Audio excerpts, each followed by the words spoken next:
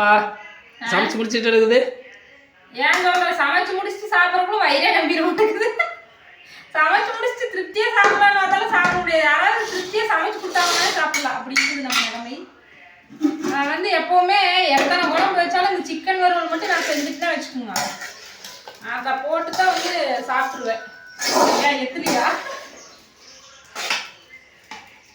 அது நான் செஞ்சா மட்டும்தான் சிக்கன் வறுவல் பிடிக்கிறது. ஏன்னு தெரிய மாட்டேங்குது. சாப்பிட்றதுக்கு முன்னாடியே ஒரு மாதிரி நல்லா இருந்துச்சா? காரம் தான் நான் போட்டுருவாங்க ஃப்ரெண்ட்ஸ். அதுதான் இவங்களுக்கு கொஞ்சம் மைனஸாக இருக்குது. ஏன்னா காரம் மட்டும் தான் எனக்கு பிடிக்குது.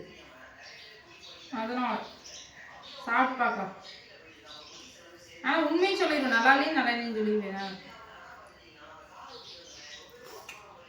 இன்னைக்கு ஒரு பொடி தான். ஏன் பாப்பா? ஆட்டுக்கறி, கோழிக்கறி, நாட்டுக்கறி. ஆட்டுக்கறி குழம்புக்குது, நாட்டுக்கோழி குழம்புக்குது, சிக்கன் வறுவல், நாட்டுக்கோழி குழம்பு. சாப்பாடு இருக்கு மாதிரி தெரியுது பாப்பா. எடுத்து ஓப்பன் பண்ணி இதுல இருக்குது நாட்டுக்கோழி குழம்பு. கலர்ஃபுல்லா இருக்கா?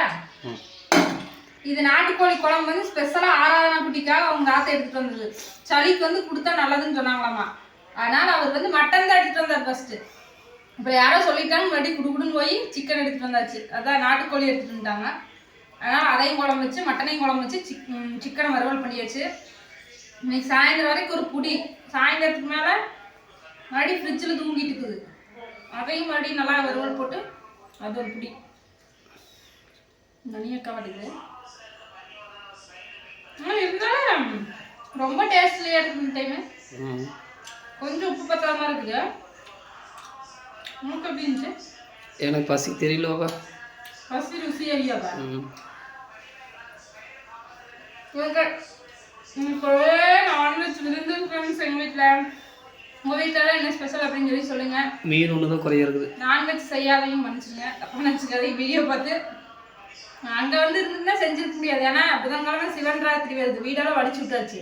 நம்ம செய்யக்கூடாதுன்னு சொல்லிட்டு இருந்துச்சு. இங்கே வந்தனாட்டி ஒரு பிடி பிடிச்சிட்டு இருக்கிறோம். புதன்கிழமை சிவன் ராத்திரினால மடி திரும்ப வீடு வலிக்க முடியாதுன்னு வேணான்னுச்சு. நல்ல வேலை இங்கே வந்துட்டோம். இங்கே வந்து ஒரு பிடி பிடிச்சிட்டு இருக்கிறோம். ஓகே, அடுத்த வீடியோ பார்க்கலாம். பயங்கரமாக பசிக்குது, நான் சாப்பிட போகிறேன். பை ஃப்ரெண்ட்ஸ், வாங்க நம்ம வீட்டுக்கு சாப்பிடலாம்.